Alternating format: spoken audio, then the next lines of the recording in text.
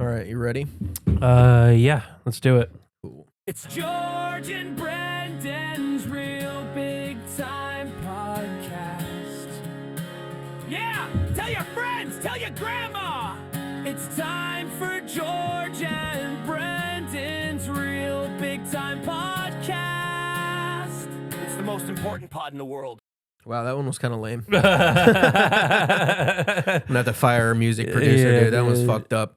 Welcome to George and Brendan's Real Big Time Podcast. Brendan, how you doing? I'm doing good, bro. We got another solo app, Yeah, dude. that's right. Fucking solo. No guests. No guests. You Just feeling a us. little under weather? Yeah, I'm just getting off a cold after You guys going went down south, right? down south. You yeah, caught a deep, dirty south cold, dude. Yeah, A southern cold. southern cold. Makes you a little bit racist. It was fucking cold. Was Yeah. it colder than here? It was pretty chilly here. No, it was colder here, but it was like weirdly cold, you know. It was I don't know, like it was just like you didn't expect it to be cold. Like it snowed in Tennessee. Yeah. It kind of fucked our thing up. Yeah. Our little tour. Yeah, you guys were in Knoxville, Atlanta first, and then Knoxville, right? Yeah, Atlanta show was awesome. Where was it? What for Saturday? No, the Atlanta show was Thursday Thursday and then Helium, and then Friday we went. We got down there. We drove 14 hours. How was the drive? Drive down was fine. Any major issues? No. Whose car did you take? George Miller's mom's car. Hell yeah! Shout out George Miller's mom. CRV. That's a nice lady. Yeah, and so we took that down. No major issues. We got down like started at night. Got down the next morning or the afternoon. We went right to Helium, Atlanta. Did like another podcast, and then basically went back to the hotel and then came back and did the show like 24 hours. Jesus, did you guys take turns sleeping in the car or?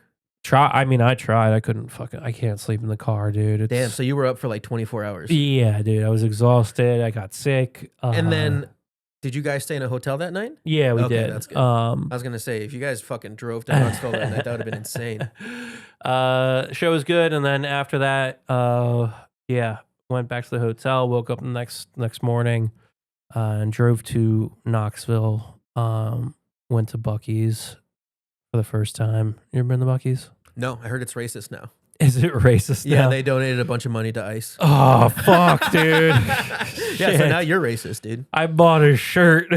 To be fair, I do love those beaver nuggets. Beaver nuggets are great. Yeah, I got did. When I first saw them, yeah. I was like, "What is this? This is gonna be fucking shitty," and they're delicious. Yeah, they're really good. It's worth the racism, honestly. Yeah, the what's it called? The sandwiches were good. The brisket sandwich? Brisket sandwiches, yeah, they were really good.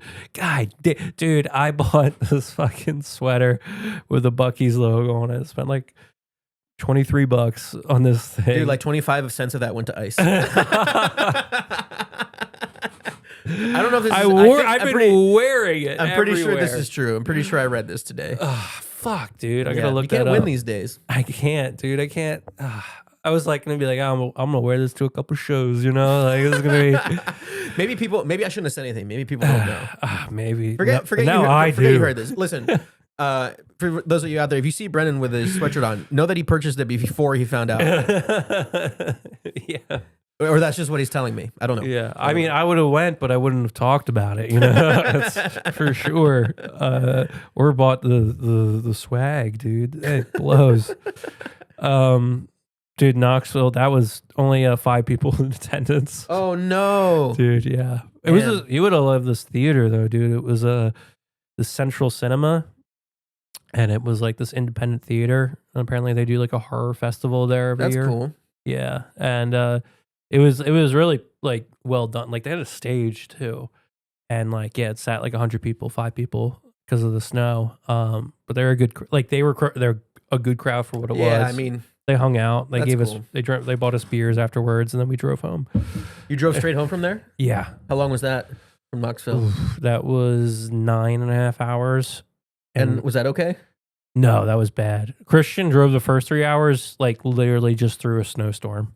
Oh shit. Because the option was like, yeah, we drive home through the snowstorm, or we get stuck in Get Tennessee. snowed in, yeah, And Tennessee. we didn't want to do that, so we put our our lives in the hands of the young You the let young Jesus take lad, the wheel. dude. Yeah. Yeah, leader. By We the way, let the guy that survived cancer take the wheel. have you you know? seen the new Game of Thrones show? No. The The Dunk and Egg story, the Hedge Knight or whatever, Knight of the Seven Kingdoms. yeah, I think so. You've seen it? I'm like, wait, the dragon one, right? No, there's a new one, a new one. Oh no, I have not seen that. So, there's two main characters. One of them is a little boy, Okay. and he's a bald little boy. Okay, let me see. And I want you to tell me who that looks like, dude. Yeah, that looks like shit. That's awesome, actually. I'm gonna put this up in a bigger. We're gonna talk about that on Look the live at stream too. wait, no, who else looks like Christian? Look up Andrew Dismuscus or Is Muse? from SNL. Oh yeah. Yeah, Megan Now noticed this. that I'm seeing it, yeah, it's like imagine a mix between him and the other guy. Yeah. Wow.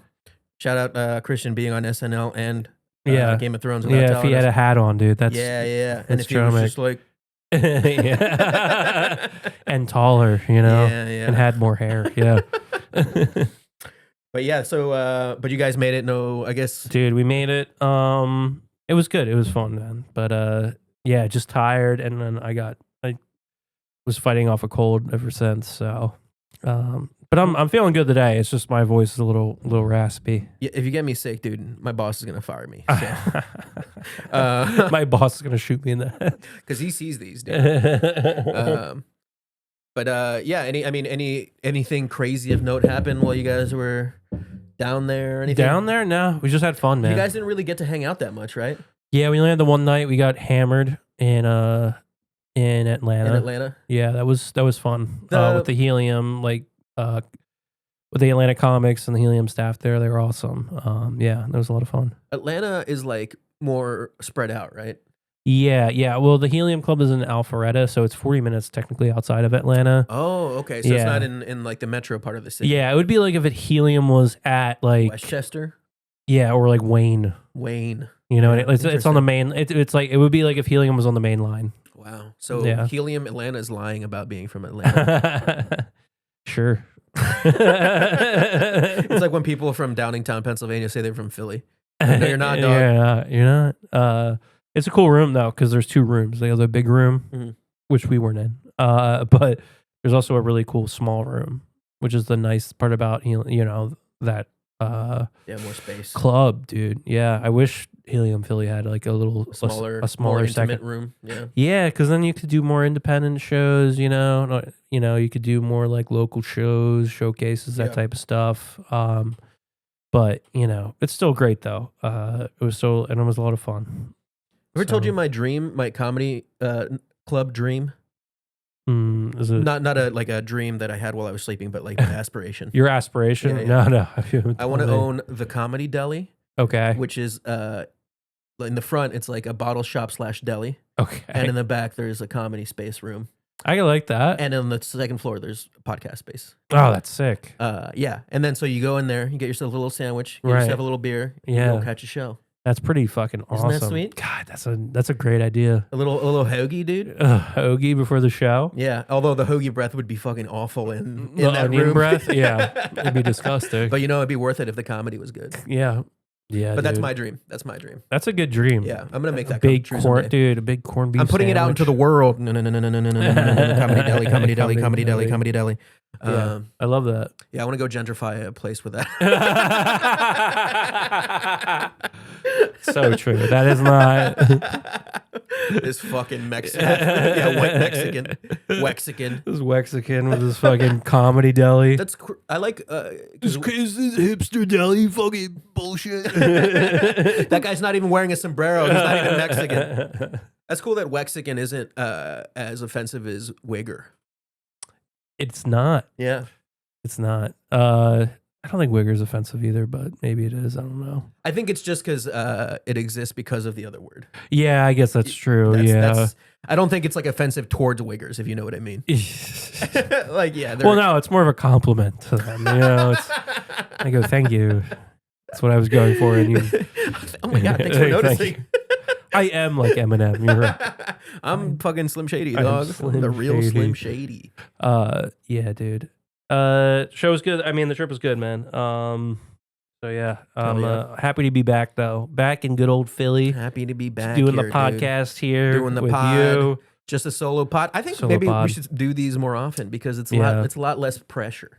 Yeah, no, I mean, it's Just because it's not because I don't like hanging out with people, but because like getting I comics. hate hanging out with people. That's true. That's also true. We don't like it. I'm just saying that. I'm just saying the beat. I'm just No, saying. I mean, I love everybody we've had, but yeah, it's just like scheduling, you know. Scheduling stuff.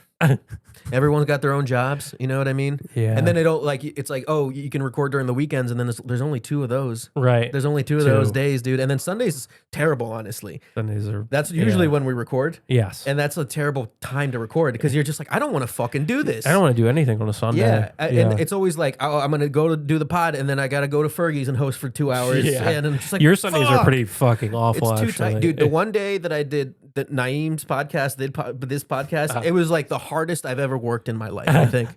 I don't think I've ever felt so. No, I'm just kidding. But it was a lot. It was a lot of comments. No, it's just dude. Doing that many podcasts at one time. I mean, I did that the other day. The headphones get hot, dude. You know what I mean? Yeah. My ears get hot. Whose podcast did you do? I did me and Megan's pod. So at Fry's, we recorded 2 episodes. Oh, okay. How long are those? Like 20 minutes. Okay, so not very long. Yeah, 2 is about an hour. Okay, so like, so we did like that, and then I came here and we did the other. Yeah. Was that an the John hour. Montauk? Yeah. That was like, I was like, man, that was a lot. That was Yeah, a your lot of mouth's just talking. like bone dry. You're Yeah. like, oh God, I hate this. Yeah. That's a lot. I think like some people like bang out a lot of podcasts in a day, Yeah. you know, and it's like, that's gotta be crazy. Yeah, I feel you like I don't would think feel it's like insane after a while. Yeah, you don't think that's like that much, but then you start doing it. You're like, yeah, it is. I don't know. Some people can just talk though. I'm that's not true. one of those people, but That's true. yeah. Anyway, really yeah. good inside podcast talk. Inside For podcast. the and podcast. no one's listening anymore yeah. at this point. They're like, Yeah, who gives a fuck? But Guess what? We're about to bring them back, dude. Yes. Because we're about to talk about a subject that I think a lot of people are going to be happy about. People seem to like the Power Rangers talk, so we're going to take it back to real big time 90s. Oh, yeah. Arcade lights and after school TV. Mixtape magic burned onto CD. Everything felt new to me. Real big time 90s. Hell yeah. Shout out to the ghost of Kurt Cobain. You're stuck Yeah. in a computer. Welcome to Real Big Time 90s, the segment where we dig back into the best stuff from our childhoods. The shows, games, toys, and cultural moments that raised us, traumatized us, or quietly rewired our brains while our parents weren't paying attention. I want you to close your eyes for a second and try to hear a very specific sound. It's not a song. It's a high-pitched ping of a Game Boy Color turning on. You remember that? Yeah. Yeah. It's the sound of a plastic link cable being jammed into a side port. It's the crinkle of a silver foil pack being ripped open behind a geometry textbook. If you grew up in the late 90s, Pokémon wasn't just a brand, it was a tectonic shift. It was the first time our generation had a secret language that our parents couldn't speak.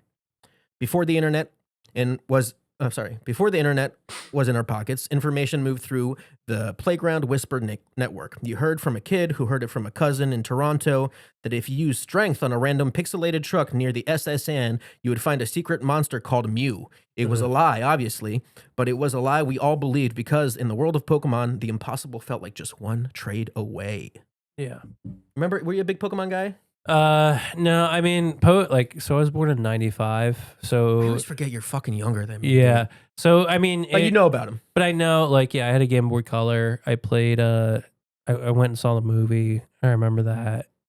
But also I didn't have like I had a Game Boy Color. I didn't have the fucking save. Like I didn't have a memory card. You don't need a memory card for a Game Boy. Really? Yeah. What the fuck? Nah. Your mom's just lying to you. I have no clue then. Maybe your thing was broken or something. You couldn't save it? I remember not being able to save it. Maybe there was something else. You're just That's what I mean. Like I was so young. I remember having a Game Boy Color and Yeah. playing. I probably couldn't even understand it. I was like 4 or 5 years old. You know? Yeah. But yeah, but I used to watch the show. And what's it called? And you know, saw the movie and stuff when I was a kid. I remember I saw it twice.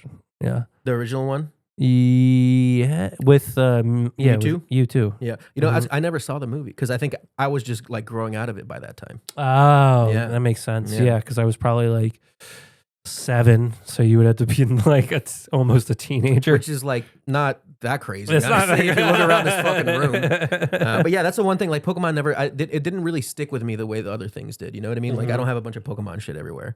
Yeah. But anyway, let's get to the back to the story. To understand the madness, you have to understand where it started. Pokemon didn't come from a corporate boardroom. It came from a kid named Satoshi Tajiri who loved bugs. Tajiri grew up in rural Japan, and while other kids were playing sports, he was in the woods looking under rocks, collecting beetles, and trading them with his friends. Trading beetles with his That's friends? kind of cool, honestly. That sounds cooler than Pokemon. That's kind of crazy. If you have though. like a box full of beetles. I want to trade your beetle for this beetle. I don't know what country it was, and it's going to make me sound fucking racist, but it was like a poorer country, and it's a TikTok that I saw. And these kids just had a bunch of spiders in boxes that they would like use to fight against each other. They would. I like, mean, fight. that's pretty sick. That's sick. That's yeah. like way better entertainment than we have, I feel like. I mean, yeah. I feel like we used to do that though. You like take bugs and make them try to fight each other, or Not ever to that. the point because like there's a whole economy. Like there was a store where these people went to get these oh spiders. really? Yeah. Oh, these fighting spiders. Yeah.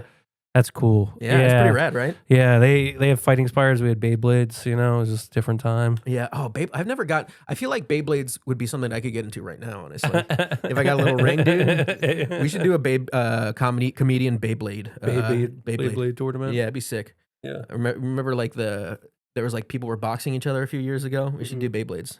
Less. I remember that too.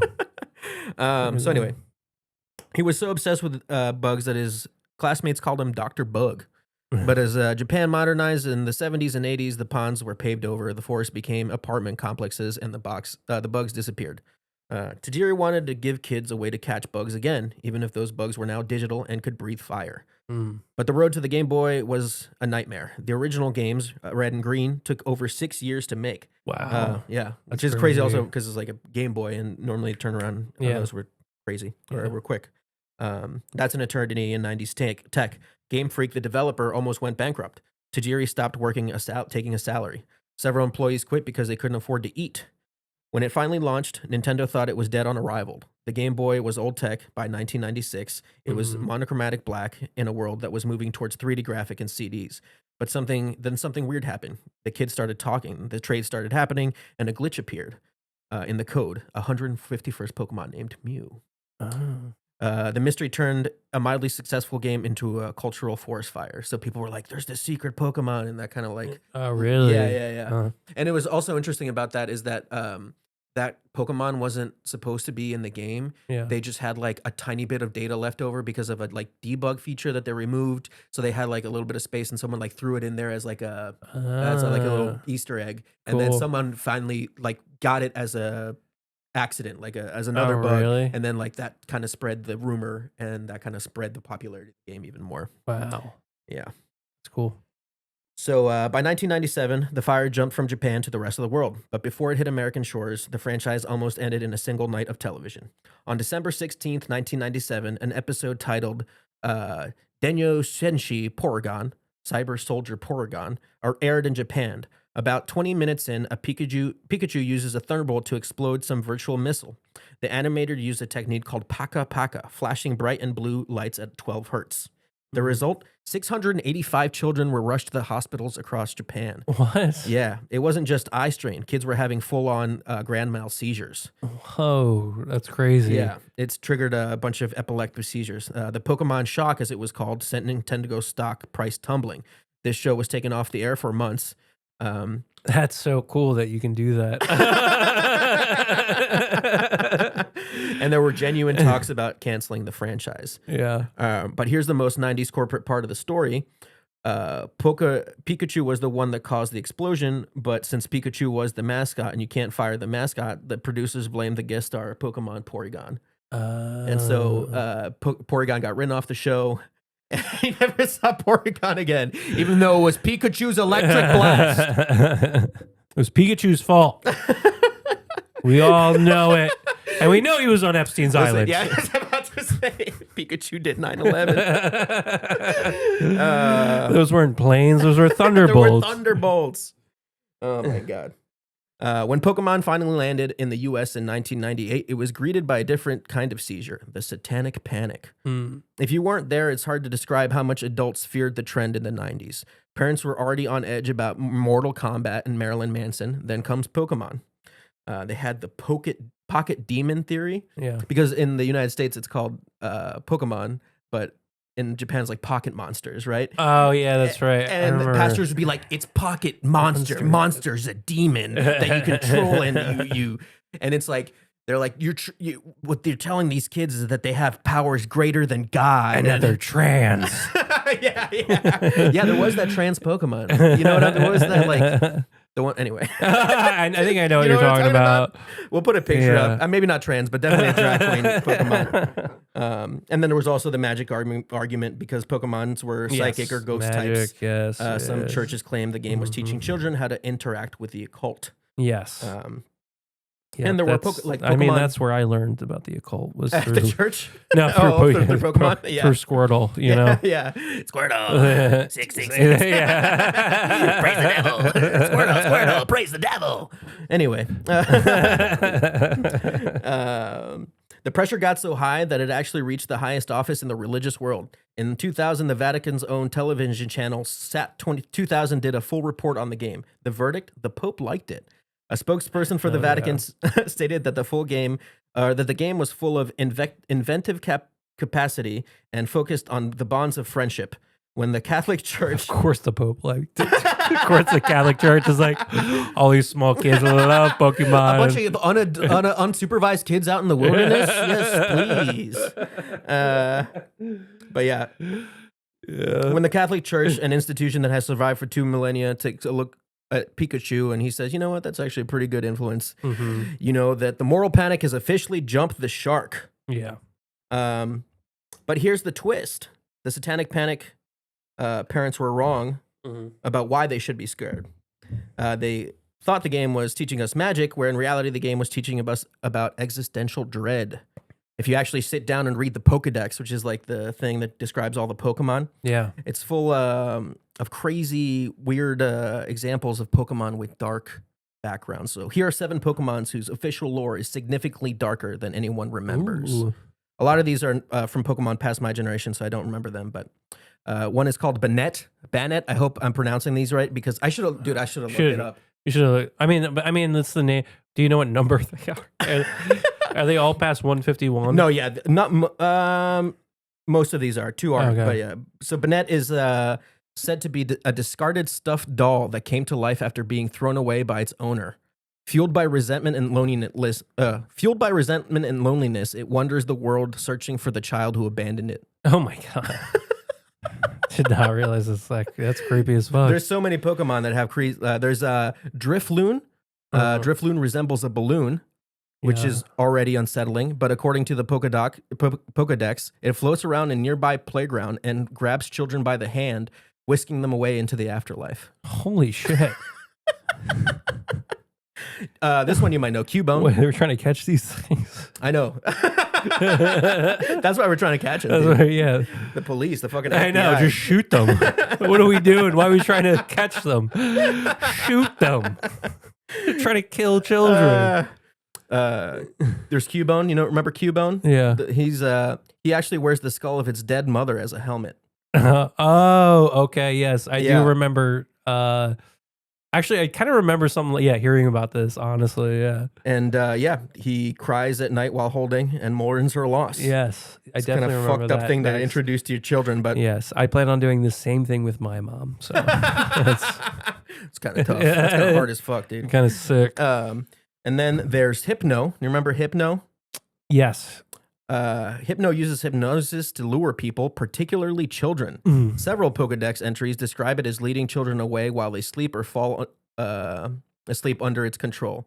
The details are vague, but the implication is clear enough to be uncomfortable. Hypno, a.k.a. Jeffrey Epstein, dude. The Epstein of the Pokemon. Yeah, Hypnostein. Hypnostein. Oh, man. Jeez. How many of these Pokemon are fucking hurting children? I know it's a lot of them, which is Yeah. crazy. I guess, yeah. There's Dusk Noir. Okay. He functions as a supernatural enforces, and he escorts spirits of the living world to the afterlife, often against their will. Okay, nice. And sometimes he gets people that aren't dead, so you get your spirit dragged into the afterlife. Oh, cool, nice. It's not great, but it's not as bad. It's probably the best one. It's not as bad as a balloon whisking away children. Yeah. This maybe is the child that got whisked away. Phantom is formed when the spirit of a child who died alone in the forest possesses a tree stump. It cries out to adults it encounters, hoping they'll mistake it for a lost child and help. Oh my god! I don't know why these this is a Pokemon. Yeah. What does it do? What are the powers? And then this one's fucking crazy. Yeah. Yamask. I don't know. Yamask. Carries a mask that is literally its former human face. It remembers fragments of its past life and sometimes stares at the mask crying.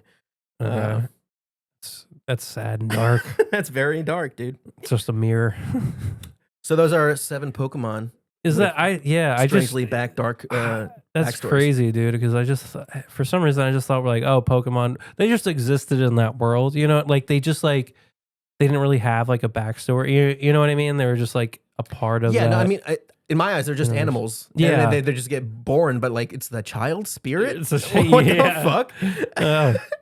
And why did this one Pokemon evolve specifically to look like a balloon to lure children? That's Pennywise shit. Dude. I mean, that's fucking crazy. That is Pennywise. And the stump thing is like why wouldn't you just be like, oh, my dead body's somewhere in the woods? This is who killed me. Yeah. Like it was fucking Hypnostein. Oh, Hypnostein's great. Yeah, it's like, why do you have that Pokemon? You know what I mean? like why would an adult need that Pokemon?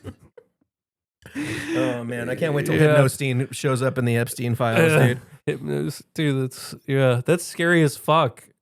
And then Ash's mom just let him go out and fucking catch these things. That's the thing about the Pokemon world. It's just full of unsupervised miners just out in the world, sleeping in the woods, capturing creatures. Paradise. That's what it is. It's crazy. Oh man. That's crazy. That's fun. So why are we still talking about it? Why did 30-year-olds lose their minds when Pokemon Go launched in 2016? Oh yeah, that was fun. Did you people died and shit? Yeah. Some people died because they would stop. I had Megan stop once to catch a Pikachu, like in the middle of a street. Like driving or yeah. It's like, stop! It's Pikachu! I don't have one. I don't have a Pikachu yet. Everyone behind you's like, oh. Yeah. Wow. Yeah, someone went into an unauthorized area and got shot by a security guard. Oh, yeah. Crazy shit. But yeah, Pokemon wasn't just a game. It was our first social network. Before Facebook, before Discord, we had a link cable. We had to physically meet another human being on a curb and negotiate a trade. Pokemon taught us value. It taught us that things are worth what we decide that they're worth. It taught us that even though the world is full of monsters, some of them are wearing your mother's skulls. And you can handle it if you have the right team behind you. Yeah. Pokemon didn't rewire our brains to be evil. It rewired them for connection. In a world that feels increasingly disconnected, maybe that's why we're still trying to catch them all. Hell yeah. Whoa. And that, ladies and gentlemen, is the story of Pokemon, unfiltered and raw. Wow. But yeah, no, I learned some things. I didn't know the guy was a bug catcher. That's kind of cool. Yeah, I can see how that evolved from that. You know what I mean? Yeah, I heard he was very autistic. No shit. I feel like you gotta be autistic to make video games. Yeah, I mean, and to have an idea of 150 characters, and we'll have them have a backstory and all that stuff. Yeah. I don't like that they have narrative backstories. I don't honestly either anymore. Because it's and then you're telling me that no Pokemon can have a unique experience. They all have the same tragic backstory. You know what I mean? Yeah, because I thought there was multiple. There are multiple. Yeah, Unless there's only one rapist balloon. I don't know, but I assume that they fly around in a flock of balloons. Balloon. Oh no! I'm pretty sure there's only one Hypnostein. But yeah, that's Pokemon for you, baby. dude. That was fun. We learned a lot. Yeah, I learned a lot. I didn't know that. That's fun. This story is fun too. You got a new story of the week, dude? Or story of the week. Yeah, Yeah. dude, let's get it poppin'. The longest song that we have. It's nice. It gives it a little break. You know what I mean? Yeah. It gives us time to adjust. Yeah. My whistle wet. The stories are grand, but mostly weird stuff from Florida, man. Real big time news. All right. Real big time news story. We're bringing you in the news, weird news from all around the world. This week, this oddity, a hospital in southern France was temporarily evacuated after a patient arrived at the emergency room with a World War I artillery shell lodged in his rectum. Oh. Yes. Oh, in his butthole. Yeah. I didn't think you were gonna go there. Yeah, he Damn. didn't tell doctors what was like in his ass. Did he know what it was in his ass? He knew. I mean, did he knew? So I guess he knew it was a bomb. He knew it was, yeah. So what happened was doctors had to halt surgical procedure midway and call in a bomb disposal expert. That's a crazy day for the bomb disposal guy. Yeah, Oh my we need God. you to check something. Yeah, wear gloves. Wear gloves. You called in the bottom of the hospital? Where is it? You're not going to like it. Yeah, damn it, dude. Holy shit. According to the Daily Mail, an unnamed 24-year-old man was rushed to the Erangul, I don't know how to say that, accident and emergency unit late on Saturday night. A source described the patient as in a state of extreme discomfort, having inserted a large object up his rectum. Wow. As reported by El País, when questioned by medical staff about the cause of his condition, the patient admitted to inserting an object but did not specify what it was. Yeah. Doctors proceeded with the surgery, which is crazy to be like, I'm not telling you what it is. You got to find out. Yeah. Especially, I gotta believe that he didn't think it was still active. And they probably thought it was just a dildo. Like Yeah, they that- probably, because yeah. because you can see it on the x-rays, you know what I'm saying? Yeah. So I'm guessing they looked at the x-rays and they're like, this guy just inserted a dildo in his butt and got stuck. Jesus Christ. And so doctors proceeded with the surgery, but the operation was stopped when staff realized the unidentified object was a World War I shell. Imagine finding that, like, when you first have that realization. He's like, clear the fucking hospital. Yeah, dude. Oh my What the- God. They probably were like this could just go off. The artillery shell was described as relatively small, measuring about 20 centimeters or 8 inches in length. A lot of people would say that's pretty big. That's huge. A lot of people would say that's huge. I think a lot of girls would say it's a little too much, you know? It's Okay, I'm seeing pictures of it now. That's crazy, dude. That's got some girth on it. Yeah, and that very much looks like something that would explode. It looks like a bullet. You know what I mean? Yeah. That's not like, okay. What would possess this man? Wanting to put something up his butt. Yeah, I guess so. Being Extreme gay. horniness. Jesus. Fearing the risk of a possible explosion, hospital staff suspended this procedure and alerted authorities. Later, police came and activated the bomb squad. I wonder if he was still asleep, you know, When he was getting it out, or with the bomb squad? with the bomb squad there. Oh, yeah. He just wakes up and there's just police all around him. Yeah, they're with like, Kevlar and shit. don't move. So did the bomb squad have to defuse the shell before they could take it out? No, so it was determined that the shell dated back to 1918, the final year of World War I, and posed no immediate danger. So they didn't realize like it was like a World War. They just were like, this could be a bomb in this guy's ass. I see. Okay. I mean, even if it was from World War I, it could probably still explode if it was under the recognition, right? Yeah, if it had like it was still like had the gunpowder in it, But it didn't. but it didn't. Oh, No, I think I it see. was it was. So it was hollow. a used. It was. It was an old. It was just it was a expended dud. shell. No, it wasn't. It wasn't expended. It was like Okay. So it was sealed. It was just a dud, you know. So it had Mhm. the shell, but there was no gunpowder in it, and it like still had the it was bullet. it was a sexual device. It was a made. It was a they still very had the horny kernel mortar on it. Yeah. Damn. Well, similar to this is while rare, similar incidents have been reported in the past. In 2022, doctors in France encountered a comparable case involving an 88-year-old man who arrived at the hospital with a World War I bomb lodged in his body.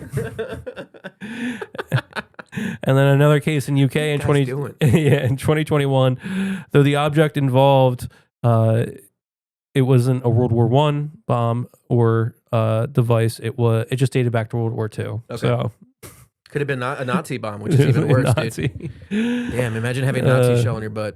Yeah, man. That's so that's this week's story. Holy shit. I think, and I've said it before, if you ever get very horny and you're like, I'm going to do something crazy, jerk off first and then see if you still want to do that thing. Because you don't want to be at the hospital with a bomb squad. Mm-hmm. You know what I mean? That's tough. Yeah. Well, you don't want to be at the hospital anyway. Yeah. I've learned. Yeah. What I was going to say, what are you about to say? About putting things in your butt. And I just want to say this. I've learned this, not because of my own experience, but you should have like something because your butt yeah, it'll suck it up. It'll suck it up. Sucks it up. So, I know nurses that like all have stories about like people putting stuff in their butt. Putting shit up their butt. Yeah, dude. You gotta be careful, man. Don't put up things that are meant to go in your butt. They sell them. They sell them. Okay, and don't if you're be embarrassed, you can go to Amazon. Yes. Go to Amazon. I know, like Amazon exists now. But you know what's crazy? They sell butt plugs at Target now. Right. You can just go to Target and get a butt plug. I always thought about like how awkward it must be to get a sex toy at Target and then you go to the shop like checkout thing and it's just like a fucking 13-year-old boy. You know what I always felt weird about getting condoms. Oh, condoms are fine. Because it's like sex is normal, but jerking off like a butt plug, that's extra. That's extra, yeah. But there's also sex. I mean, in the cities, there's sex shops everywhere. Yeah. Go to a sex shop. Yeah. They're just like cool. They're used to it, dude. Yeah, they like it. They're like, hell yeah, you're going to put this in your butt. Fuck yeah, dude. Fuck yeah, dude. They'll cheer for you. Yeah. And putting a thing in your butt, dude, that's probably the least weird thing they've seen that day. So, absolutely. Yeah. If you want to put things in your butt, just make sure keep it safe. And if make sure it just has a flared edge. Yeah. It's got to have flared edge. So it does. Yeah. That's what I'm saying. Yeah. It needs to go out so it doesn't get sucked up in your pooper. You'll be able to get it. Yeah. Yeah. Or like tie a string to it or something. Well. Fishing lure. Yeah. just fish it out of your ass. Be safe, folks. Yeah, and don't put bombs in your butt. Don't put bombs in your butt. And then not tell the doctors what it is. Yeah, no. If you have some sort of munitions in your body, you got to tell your doctor. You got to tell your doctor. Yeah, it's like minimum to be like, By the way, it's a bomb. Yeah, it won't explode. I swear. Yeah, I wonder where he found. Did he any information about where he found it or anything? Like that? Yeah, no. Apparently, the police are questioning him about it. I'm wondering where he found it too, because it is France, so there is munitions, like you can just find them. Mm-hmm. But it also could just be like, just his family Passed relic. You know what I mean? Yeah. That's crazy to have something passed down in your family, and then you're like, I'm gonna put this in my butt. Put this in my butt. This is. You know what this sheep is perfect for? Bombs.